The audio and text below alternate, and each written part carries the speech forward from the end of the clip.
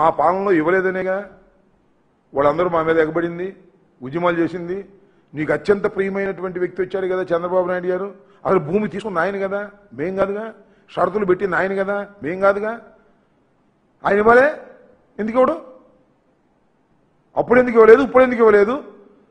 ఇచ్చాడంట, అదని చూపించాడు. పలానా దగ్గర ఉంది, అక్కడ ఉంది తీసుకోమని. అక్కడికి వెళ్తేనే అది నా పొలం అంటున్నాడు ఇవ్వడు. అంటే పూలింగ్లో లేని భూమికి ఇచ్చేశారు. That is the vision of Chandrababu Naidu.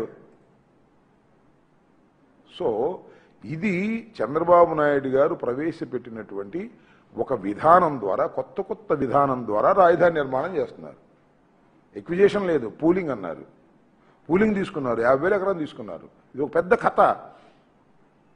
చాలా పెద్ద ఎత్తున మొబిలైజ్ చేశారు. కౌలు ఇస్తామన్నారు, రిటర్నబుల్ ప్లాట్స్ ఇస్తామన్నారు, అద్భుతమైన ప్లాట్స్ తయారు చేసి ఇస్తామన్నారు. ఒక్కొక్క గజం 1,00,000 2 లక్షలు అవుద్దన్నారు. ఏయి అన్ని కలలే తప్ప. రైతులంటే పలరిచ్చేవాళ్ళే, చీప్ అమ్మంటున్నారు. అది ఉన్న పరిస్థితి.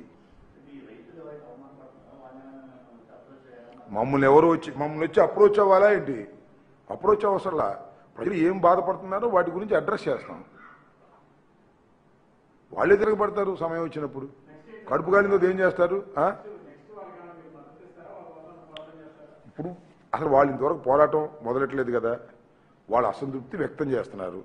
వాళ్ళకి మేము జరిగినటువంటి అన్యాయం గురించి మేము చెబుతున్నాం. చంద్రబాబు ఇది చీటర్, చంద్రబాబు మిమ్మల్ని మోసం చేస్తాడని నమ్మరు వాళ్ళు. ఇప్పుడు నిదానంగా నమ్ముతారు. తొందర ఏముంది? ఏంటిదని నాకు అర్థం కాల. తాత్కాలికమైన రాజధాని అని అదేని ఇదని 11,000 రూపాయలు స్క్వేర్ ఫీట్ కట్టి డబ్బులు కాజేసే కార్యక్రమం. చంద్రబాబు నాయుడు గారు మేము చెప్పదలుచుకుంది ఏంటంటే, అమరావతి మీద ఆయనకి చిత్తశుద్ధి లేదు, రైతుల పక్షాన చిత్తశుద్ధి లేదు. కేవలం డబ్బులు కాజేయడానికి చిత్తశుద్ధి. సెల్ఫ్ ఫైనాన్స్ సిటీ అని చెప్పి అప్పులు తీసుకొచ్చి కోట్ల రూపాయలు ఖర్చు పెట్టి డబ్బులు చేసుకుంటున్నాడు అనేది మా ఆరోపణ. ప్రజలు అర్థం చేసుకుంటారు, వాళ్లే అవసరమైనప్పుడు తిరగబడతారు. మా మద్దతు అయినప్పుడు ఇస్తాం. That is a different matter. నువ్వు కానివ్వండి, ఏం జరుగుతుందో. ఇప్పుడు జరుగుతున్నటువంటి విధానాన్ని చెప్పవలసినటువంటి బాధ్యత, ప్రభుత్వం మీద ఒత్తిడి తీసుకురావాల్సినటువంటి బాధ్యత ఒక అపోజిషన్గా, ప్రత్యర్థి రాజకీయ పార్టీగా మాకుందని భావించి రైతుల పక్షాన గొంతెత్తి చెబుతున్నాం. అది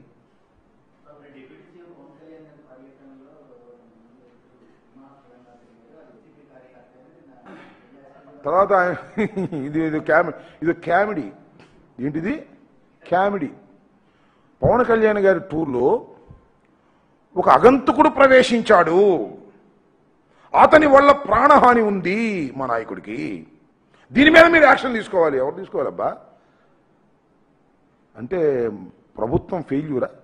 అంటే డిప్యూటీ సీఎంకి సరైనటువంటి సెక్యూరిటీ ఇవ్వలేని దుస్థితిలో తెలుగుదేశం ప్రభుత్వం ఉందా? నా ప్రశ్న.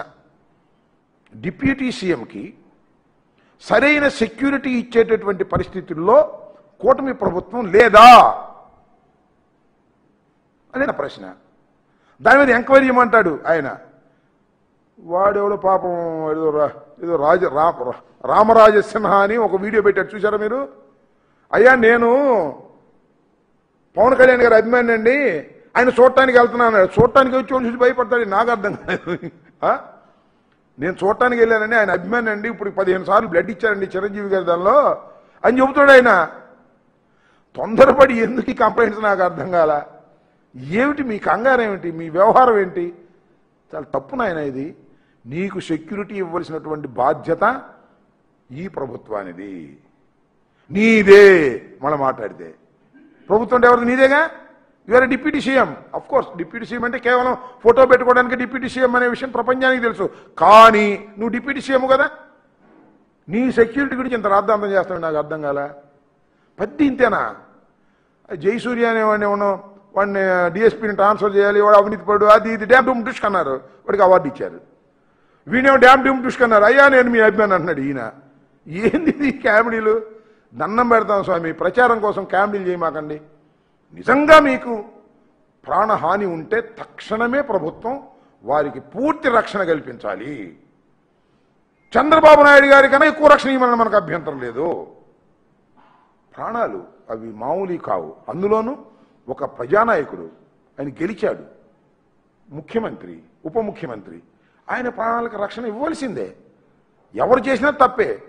వాడు మా వైఎస్ఆర్సీపీ కార్యకర్త అయినా సరే చంపడానికి ప్రయత్నం చేస్తే తప్పు. వాడే దానిలో దొరబడ్డా వైసీపీ కార్యకర్త చొరబాటు అని పెట్టాడు ఒక టీవీలో. చొరబాటు అంటే ఏంటో మరి నాకు అర్థం కాల. అంటే బార్డర్లో పాకిస్తానీలు చొరబడినట్టుగా ఉగ్రవాదులు చొరబాటులాగా పెట్టారు. ఎందుకని ఇంత పెద్ద పెద్ద హెడ్డింగ్లు పెట్టి చంపేస్తారు? అసలు అక్కడ ఏం జరిగింది?